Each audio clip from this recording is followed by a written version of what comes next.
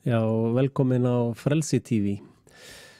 Ég ætla að fjalla drómadjöflana eða djöflana í dróma eða hvað við viljum kalla þessi glæpasamtök sem eru þarna búin að festa sig í rætur.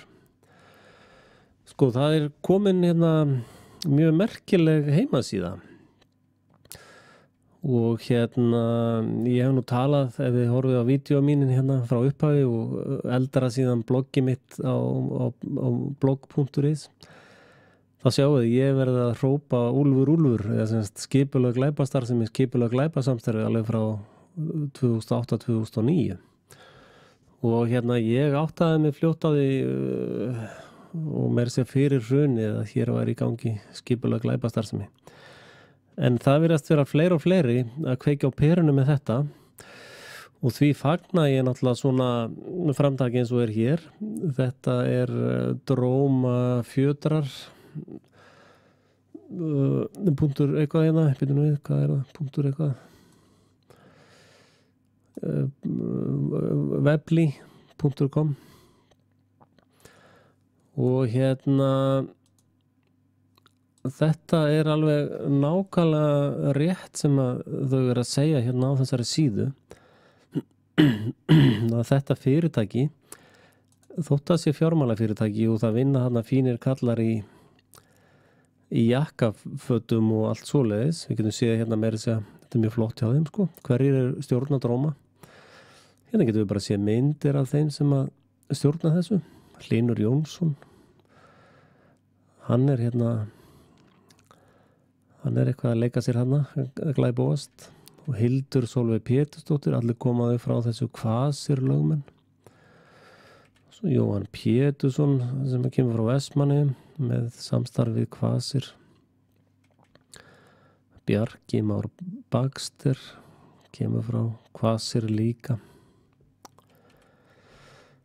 Og svo er Páll Árnason sem að setti sprón á hausinn.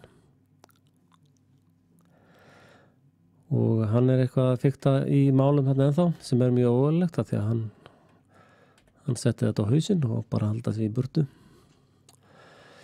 Og eins og ég hef oft sagt áður, þá er þetta mjög frábær byrjun og mjög góð byrjun, en ég er hræddur að kæran, sjáum við kæruna, hræddur að kæran geti enda bara undir stól. Sko eins og ég hef sagt áður, þá eru þetta glæpasamtök sem stjórna landinu. Þar liggur vandinn. Og ef við ímyndum okkur að það væru bara mótorhjólasamtök sem stýrðu landinu, Hells Angels og Outlaws væru þeir sem stýrðu landinu. Og þeir væru alltaf að rífast það hver ætti að fá Hverfisgötuna og hver ætti að fá Laugaveginn, hver á að fá þetta ráðuneyti og hver á að fá hitt ráðuneyti. Hver á að fá gefins þennan kvóta eða hinn kvótan þetta árið og það myndi þessi glæpasamtök rífast daginn út og daginn inn og meira sér búið að búa til sérstakt hús undir þetta rifrildi sem heitir Alþingi og það myndi engu breyta þótt við settum Hells Angels og Outlaws í hús á Alþingi, það myndi ekkert breyta þeirra eðli. Þannig ég er vol hræddur það að þetta sé og þessi ríkissaksóknari hefur náttúrulega, sérstakur saksóknari hefur náttúrulega verið óttalegur aumingi. Hann hefur ekkert átt að sjá neinni heildarmynd, hann er bara að skoða eitthvað svona bókhaldslykla og eitthvað svona smáatriðum. En ef við förum aðeins yfir þetta, þið sjáum að ég hef fjallað þetta áður. Það er greinilegt að fólk er að hlusta á mig sem er náttúrulega bara ánægilegt og frábært og endilega gerir þið sem mest af svona fíneri. Þá, ég fór yfir þetta einmitt í Ísland þrælanýlenda og þetta fellur líka undir, ég sé að þau eru að tala ég hef talað áður líka, þau eru að bera þetta saman við skýrgreiningu alþjóða glæpadómstólsins við skipulega glæpastarfsemi og ef þið bera það líka saman við mansal og þrælahald, þá fellur þetta líka þar undir. Þetta er raunin það bara sama og þegar einhverjum er stólið út á götu og hann er látinn tína epli á trjám launalaust og haldið föngnum eða skera upp kaffibönur eða hvernig það er gert. Þannig að þetta raunin nákvæmlega sama málið. En allavega kíkjum á ákjöruna og hérna stíla til sérstaks, já. Og undir þetta einstaklingar, frábært. Og þetta eru skilyrðin sem þarf að uppfylla fleiri en einn sem sagt. Og standið yfir langan tíma, það alveg ljóst. Grunnur þar leggja mjög alvarleg brot, þar öll verðtryggingin og gengistryggingin og allt fellur þarna undir, mjög alvarleg brot. Og markmiðið náttúrulega auðgunnið af völd og þetta hérna eða völd má útskýra aðeins betur með því að sko því fleiri sem að þessi mafía getur sett í gjaldþrot og því fleiri manneskjur sem að hún að brjóta á niður, því meiri völd eftir fyrir þá. Ég hugsa okkur að Íslandi séu kannski 30.000 sem geta hugsað sér sem eru hæfir eða 30.000 sem geta hugsað sér að fara í stjórnmál og eða búið að eyðileggja líf stórs helmingin af því fólki, þá eru bara 15.000 eftir sem eru tilbúin að fara í eitthvað svona. Þannig að þetta skipulagt líka til þess að eyðileggja líf fólks. Og hérna skýrslunni segir einnig það þarf að vera þessi atriði. Já, hver þátttakandi þarf að fyrirfram ákveði verkefni, þeir skipta með sér verkum. Þar má til dæmis líka að nefna Björn Bjarnason sem hefur tekið að sér að koma upp morðsveitunum. Já, skipulag á stjórnum, það náttúrulega alveg ljóst. Og hérna munum nú þegar að rannsóknarskýrslan kom, þá var hann aðalega verið að sýta út á einhver fund að gera eitthvað slíkt. Starfsemi þarf að vera alþjóðleg, það hérna alþjóðlegi bankar með puttan í öllu, alþjóða gjaldeyrisjóðurinn hérna. Það eru Bilderburgar-farar, hægri vinstri sem hafa farið og það eru Fabian farar. Þannig að þetta alþjóðleg starfsemi. Og já, þarf að vera svipað og þurfa að vera peningaþvætti, hafa áhrif í stjórnmálum, fjölmiðlum, opinbera stjórnsýslu, réttarkerfið, hagkerfið. Þetta á nánast allt við hérna. Vá, þetta rosalegt. En allavega þá uppfyllaði næst skilyrði til þess að fara hérna. Og svo sjáum við hérna hvað þau vera að tala um. Hérna að tala hvað þetta stemmir við, ég ætla ekki að lesa það núna. Og svo talað hlutdeild fjármálaeftirlitsins. Fjármálaeftirlitið blekkingarstofnun þessara skipulögðu glæpasamtaka.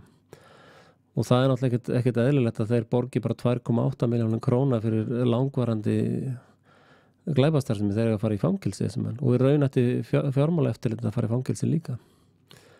Það held ég að sjá og það allir heilvita menn.